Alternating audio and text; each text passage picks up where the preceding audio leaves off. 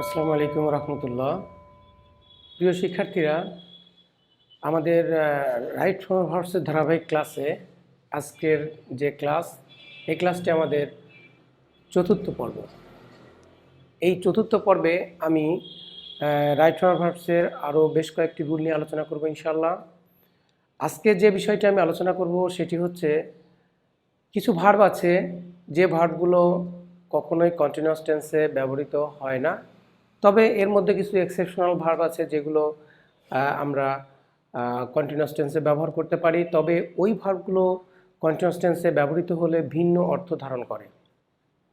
আমরা এখন দেখব যে কোন ভার্বগুলো প্রেজেন্ট কন্টিনিউয়াস টেন্সে ব্যবহৃত হলে ভিন্ন অর্থ ধারণ করে। তো যে সমস্ত ভার্বগুলো প্রেজেন্ট কন্টিনিউয়াস টেন্সে ব্যবহৃত হয় না, শুধুমাত্র প্রেজেন্ট সিম্পলে ব্যবহৃত হয়, সেই সমস্ত ভার্বের লিস্ট এবং তার এক্সাম্পলগুলো আমি আমার ডেসক্রিপশন বক্সে দিয়ে দিব, সেখান থেকে তোমরা চাইলে দেখে নিতে পারো। ঠিক আছে? তো আমি সব ভার্বগুলো এখানে হয়তো আলোচনা করতে পারবো না, জাস্ট কিছু ভার্বের আমি এখানে আলোচনা করব। বাকি ভার্বগুলো যে তালিকা ওটা তোমরা ডেসক্রিপশন বক্সে পাবে এবং পাশে এক্সাম্পল দেওয়া আছে, তোমরা এটা দেখে নিজেরা প্র্যাকটিস করবে এবং মনে রাখার চেষ্টা করবে যে এই ভার্বগুলো কখনোই কন্টিনিউয়াস টেন্সে ব্যবহৃত হয় না। ঠিক আছে? কিছু ভার্ব আছে, আমি কিছু ভার্বের নাম উল্লেখ করছি। যেমন কিছু সেন্স বা পারসেপশন ভার্ব আছে, যেমন feel, hear, see, taste, sound, appear, etcetera. যেমন কিছু ওপিনিয়ন প্রকাশ করার মতো ভার্ব আছে, যেমন assume, doubt, consider, feel, find, suppose, think, realise. ঠিক আছে? কিছু ভার্ব আছে যেগুলো মেন্টাল স্টেটস এক্সপ্রেস করে, সেগুলো forget, imagine, know, mean, notice, recognise, remember, understand, memorise, depend, agree, deny, disagree, promise, satisfy, surprise, astonish, impress, please. কিছু emotion এবং desire verb আছে, সেগুলো হচ্ছে envy, fear, dislike, hate, love, like, mind, prefer, regret, want, wish, need. Okay, কিছু verb আছে যেগুলো measurement express করে, contain, cost, hold, consist, measure, weigh, belong, own, involve, ও, ম্যাটার, কনসার্ন। আরও কিছু ভার্ব আছে যেগুলো অন্য অর্থ প্রকাশ করে, যেমন লুক অনেক সময় রেজেম্বল, অর্থাৎ কাউকে কোনো কারোর মতো দেখতে, এরকম বোঝাতে আমরা লুকটা ব্যবহার করি। সিম, হ্যাভটা আমরা ব্যবহার করব, হ্যাভ যখন পজেস অর্থ ব্যবহৃত হয় তখন অন্য অর্থ ধারণ করে। তো আমরা মূল আলোচনায় চলে যাই। যেমন আমি যদি বলি যে do you see that man over there, এখানে সি আমি কিন্তু বাংলায় আমরা কন্টিনিউয়াস টেন্সে এখানে বলবো, কিন্তু আমি লিখেছি কিন্তু প্রেজেন্ট সিম্পলে। তো do you see that man over there মানে তুমি কি ওই লোকটা, ওই যে ওখানে ওই লোকটাকে তুমি দেখতে পাচ্ছ। দেখো আমি কিন্তু কন্টিনিউয়াসে বাংলাটা বলেছি, কিন্তু আমি কিন্তু এখানে লিখেছি প্রেজেন্ট সিম্পলে। ঠিক আছে? তার মানে এখানে এই সমস্ত ভার্বগুলো আমরা প্রেজেন্ট সিম্পলে লিখবো, কিন্তু অর্থ প্রকাশ করবে প্রেজেন্ট কন্টিনিউয়াস টেন্স। ঠিক আছে? আমরা আরেকটা উদাহরণ দিতে পারি, যেমন I am hungry, I want something to eat, আমি ক্ষুধার্ত, আমি কিছু একটা খেতে চাচ্ছি। ঠিক আছে? চাচ্ছি বললে বোঝাচ্ছে যে এটা কন্টিনিউয়াস টেন্স, কিন্তু আমি লিখলাম কি প্রেজেন্ট সিম্পলে লিখলাম, কিন্তু অর্থ প্রকাশ করলো কন্টিনিউয়াস টেন্সে। আরও একটা উদাহরণ আমরা দিতে পারি, do you understand what I mean, অর্থাৎ তুমি কি বুঝতে পারছো আমি কি বলতে চাচ্ছি, আমি কি বোঝাচ্ছি, তুমি কি বুঝতে পারছো। দেখো এখানে আমরা কিন্তু কন্টিনিউয়াস অর্থ করেছি, do you understand what I mean, তুমি কি বুঝতে পারছো আমি কি বোঝাচ্ছি। আরেকটা উদাহরণ আমরা দিতে পারি, যেমন he doesn't SIM very happy at the moment, এই মুহূর্তে তাকে খুব একটা খুশি দেখাচ্ছে না। ঠিক আছে? দেখো আমি কিন্তু কন্টিনিউয়াসে বলেছি, কিন্তু আমরা লিখেছি প্রেজেন্ট সিম্পলে, কিন্তু অর্থ প্রকাশ করছে প্রেজেন্ট কন্টিনিউয়াস টেন্স। আমরা যখন থিঙ্কের অর্থ বিলিভ অর্থ ব্যবহার করব তখন কি হয় দেখি, হোয়েন থিঙ্ক মিনস বিলিভ। থিঙ্কের অর্থ বিলিভ যখন হবে তখন কিভাবে আমরা সেন্টেন্সে ব্যবহার করতে পারি সেটা আমরা দেখি। যেমন what do you think will happen. আচ্ছা, এখানে থিঙ্ক মানে বোঝাচ্ছে যে তুমি কি বিশ্বাস করো, তোমার ধারণা কি যে কি ঘটবে। এখানে কিন্তু থিঙ্কের অর্থ চিন্তা করা বোঝাচ্ছে না, ঠিক আছে। এখানে থিঙ্কের অর্থ বিলিভ অর্থাৎ বিশ্বাস করা বা তোমার ধারণা কি। তাহলে আমরা দেখতে পাচ্ছি যে এখানে থিঙ্কের অর্থ বিলিভ আর থিঙ্ক অর্থ চিন্তা করা, ঠিক আছে। কিন্তু যদি আমরা থিঙ্কে কন্টিনিউয়াস ফর্মে ইউজ করি তাহলে কি হয় দেখি। যেমন ইউ লুক সিরিয়াস, তোমাকে তো সিরিয়াস দেখাচ্ছে। What are you thinking about,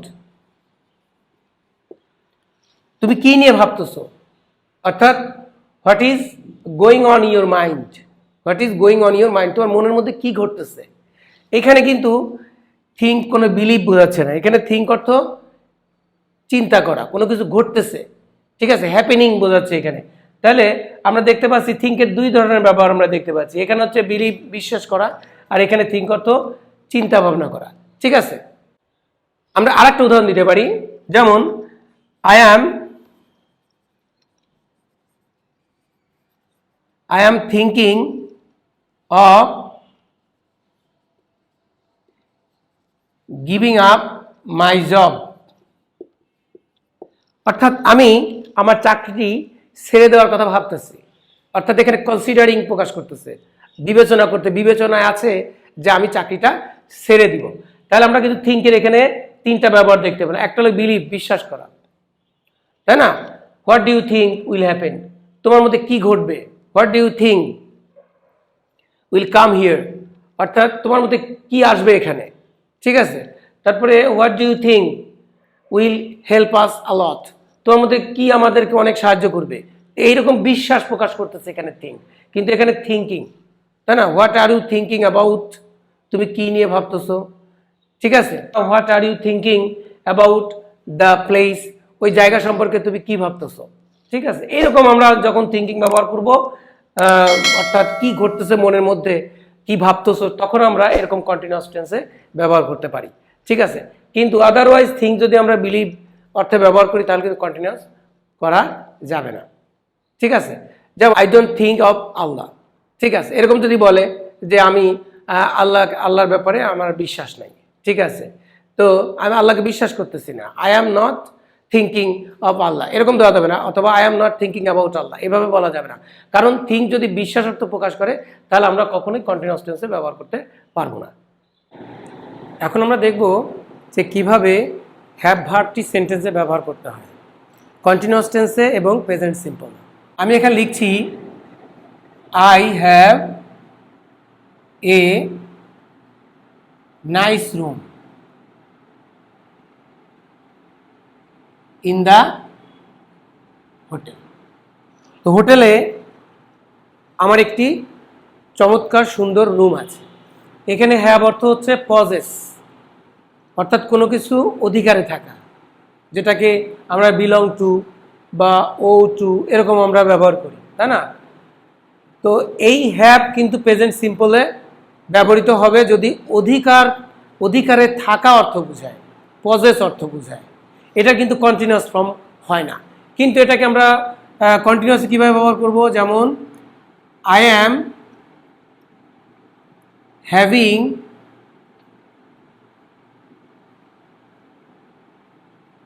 a great time, আমি একটা চমৎকার সময় কাটাচ্ছি। এখানে হ্যাভিং অর্থ কিন্তু পাসিং বা এনজয়িং, ঠিক আছে। এখানে কিন্তু অন্য অর্থ, হ্যাভটা এইসব ভার্বের পরিবর্তে বসছে, ঠিক আছে।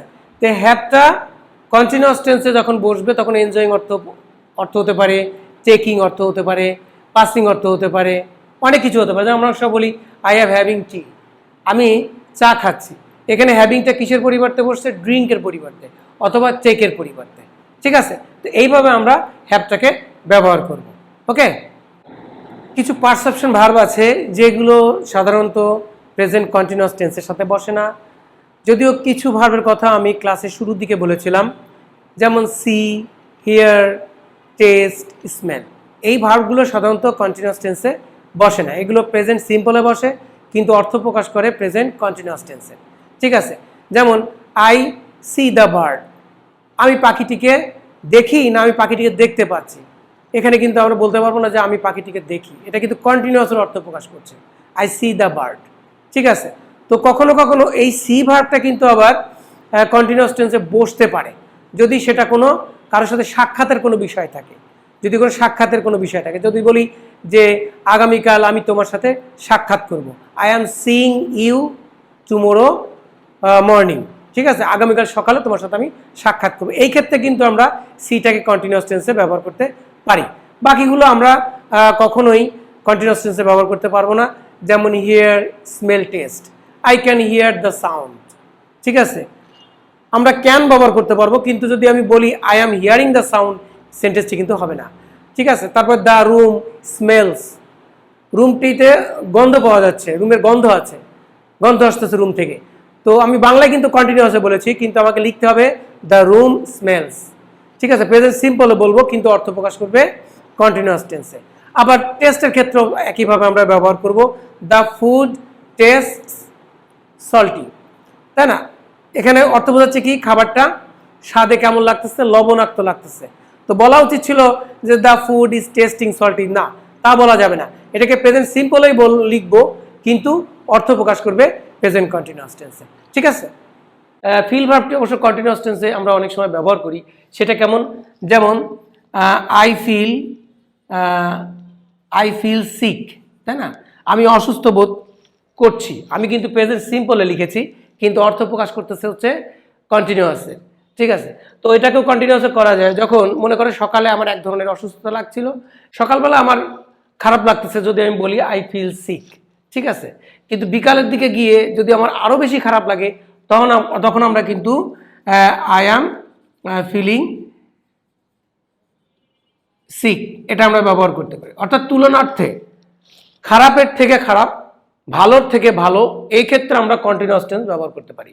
ঠিক আছে, যেমন আই ফিল ওয়েল, সকালবেলা যদি আমার ভালো লাগে, ঠিক আছে, আমি বলবো আমার ভালো লাগতেছে, আই ফিল ওয়েল। কিন্তু বিকালে গিয়ে আরও ভালো লাগতেছে, তখন আমি কি বলবো? I am feeling well. এইভাবে আমরা ফিল ভার্বটি কন্টিনিউয়াস টেন্সে ব্যবহার করতে পারি।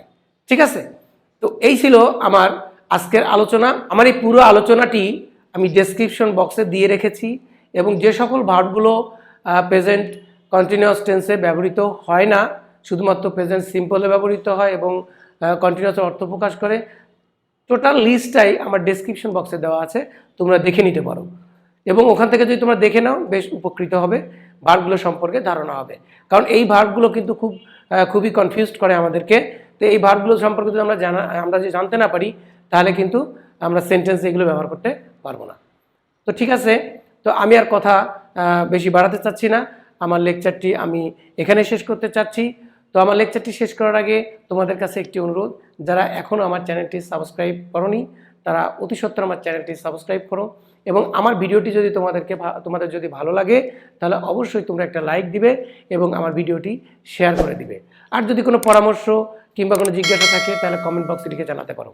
তো ঠিক আছে, আজকের ক্লাস আমি এখানে শেষ করছি। আসসালামু আলাইকুম ওয়া রাহমাতুল্লাহ।